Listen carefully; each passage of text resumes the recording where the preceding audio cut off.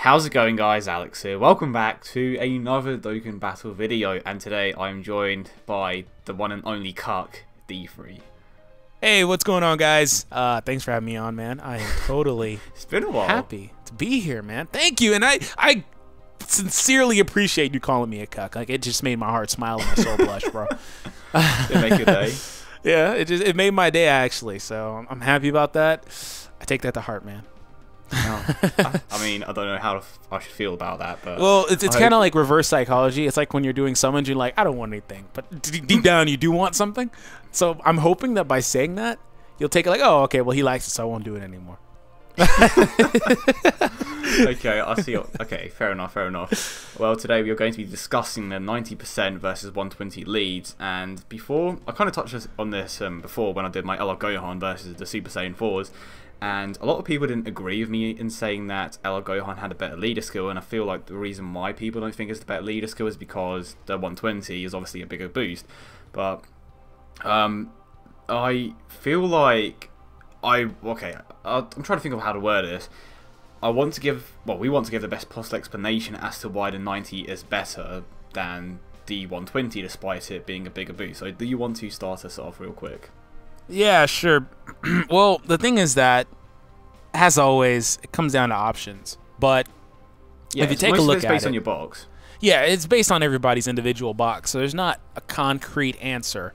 But if you look at it, it's easy to discern that, speaking of options, for most people, for a lot of people, I'll say, I don't want to speak for majority, whenever you have the regular 90% leader that does not have a stipulation saying, hey, I give 3 key and these great stats to this type, super or extreme, but then I completely shaft the other type and give them 1 key and 50%.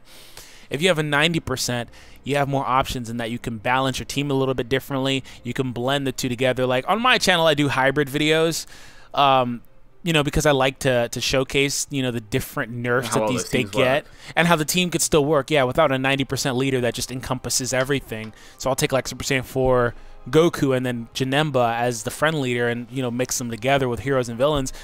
And it's not as cohesive as running the 90s because the 90s is like an updated, or it is an updated version of the previous God leads, which is probably what they should have done. The real reason why they split them up the way they did is to kind of stretch the longevity of the meta, basically. Yeah, I was actually. Can I interrupt you real quick? Yeah, you're good. You're good. Okay, so I feel like one of the reasons why they did that is because if they just went up by 20%, people would have been like, oh, okay, it's nothing too special, just a 20% increase. So yeah. I feel like one of the reasons why they did that, especially for the two-year anniversary, is like, wow, look at it, that massive increase to the leader skill. We have to summon for these units. So I feel like that's one of the main reasons why it didn't just go up to 90. I personally feel like they should have gone to 70, 90, and then 120 if they wanted to. But they say that for the legendary rares, which I kind of feel is smarter in a way. But I don't know. What's your thought on that? And the thing is that they couldn't just go 120 everything, right? They may do that in the future. They probably will. They couldn't just go 120 everything akin to the 70s and 90s because as much as slack as we like to give the game for units being broken and overpowered, there are a lot of instances in this game where they try to shaft units to make them not so ridiculously OP. And I can literally just trickle out a whole bunch of them. And the way that things change with these units that are released, exactly, like, yeah, Broly. A lot of units that were older, and then newer cards come out with the same passive or whatever, but doesn't have the restriction on it, or a better restriction, or a better buff on the same passive, and it's just they continually do that. So they couldn't do the 120. But, and I was telling you this a little bit before we started recording, it changes because not every team can benefit better from having the 120 lead. I mean the 90% lead instead of the 120. But for example, looking at Majin Vegeta, because there's only 3 90% leads right now anyway. Yeah. Having him as your leader gives you exactly. And this is probably one of everybody's favorite teams, even though it's probably not the most cohesive team that you could run with Majin Vegeta as far as consistently super attacking with him because he does have his issues. But you run him as a lead, Super Saiyan Blue Kaioken, you have Rose on the team, you have Vegeta on the team, you have Super Saiyan 4 Vegeta on the team. You simply can't effectively do that with Super Saiyan 4 Vegeta lead and Super 17 friend, right? You have a lot of options in there. You could throw Super 17 in there, LR Android, you have a lot of options. And same goes for LR Gohan. You can have Gogeta, you can have Buhan, which, depends on if you want to have something like that. You can have Trunks and Vegeta in there. And It's just all options. That's what it comes down to. No, I don't know about Kid Buu actually. Like, I can't believe they Kid Buu needs the key, man. That's one of the things I was just talking about. If they gave him key, you know, as anything, shocking speed, anything, he's basically getting 200% up all the time, you know, due to his passive and his links, right? Something like that around there, because he gets like, what, 100? I forget how Kid Buu works. I think he gets... yeah, he gets that initial boost and then an additional one. Yeah, it's something like that. And he has big bad bosses, so regardless, it's 190, whatever it is. So great. Exactly. He has good attack links. He has wall standing tall, which is 15% with Gohan. That's his freaking Gohan buffs this guy's attack so much. So like, if they gave him Kid Buu key links, he'd be significantly more viable in a lot of different scenarios, and that's exactly what I was talking about. They do it all the time. Yeah, exactly. And like touching on Kid Buu again, like it goes back to some of the other units as well that may not necessarily work as well in that specific team. I feel like some of the better teams that would work the most, like you said before, are definitely like STR. You could have Janemba, STR Cell. I wouldn't think that LR Frieza runs too well in that team just because of the lack of key links, because that main link is, well, for Frieza especially, is Fear and Faith, which is a common link amongst Extreme STR types, but not necessarily amongst Super types. Yeah, you don't run Frieza on that team. You either... Well, the thing is that, to be honest, if you're running Extreme STR, you honestly probably just don't even run Broly. You run Frieza instead. Unless you have a TUR Broly too, because Frieza simply links better with the team. But if you're running a 90%, you don't even run Frieza, because Broly only wants to prepare for battle. I mean, if he had shocking speed, that would be a different story, but... Yeah, but just Fear and Faith? Yeah. It just doesn't work too well. And Tech, I think I touched it on this briefly with my video with Nano. Tech is going to be one of the more interesting ones, because Extreme Tech at the moment is in a very interesting place, because they don't necessarily have the greatest units in the world. There are like 5 or 6 really good units that work well together, but not everyone is going to have those, right? Well, that's true, and I kind of did a video on that myself, team building for that. And the thing about that, Extreme Tech has a leg up in, if you will, is that they have a few really good key supporters that offer attack too. Tien and Cell. Well, Cell and King Piccolo. Yeah, but I know, you know, didn't you Cell and Tien are coming out? Oh yeah. So, but that will be for Super Tech. Oh, I thought you said both. Sorry. Oh yeah. Extreme I was like, Tech. wait, what? Yeah, so Extreme Tech, yeah. But to be fair, but the thing about that Demon King Piccolo is that he's kind of hard to obtain, but he's still a good unit nonetheless. Yeah. 3 key, 25%, boy. Low key, Perfect Cell is going to be sick.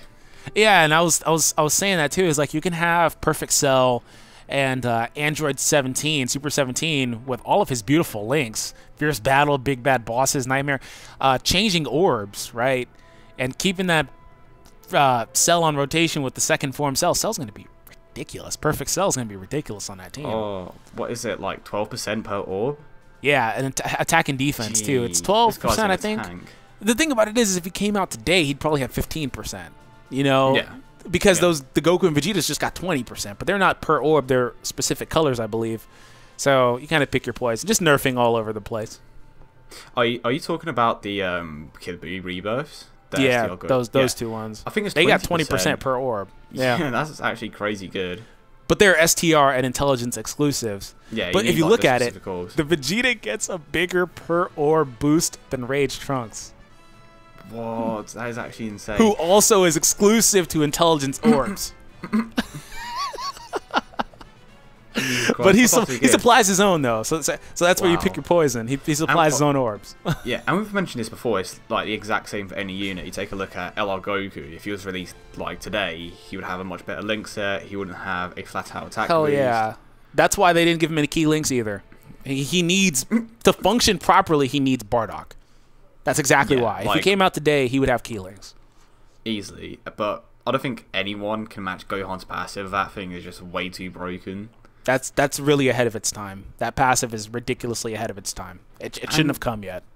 Yeah, and like just thinking about it, it's so insane. And you don't even need Super Saiyan Rage Trunks. Granted, those two are like the best partnership in the game at the moment.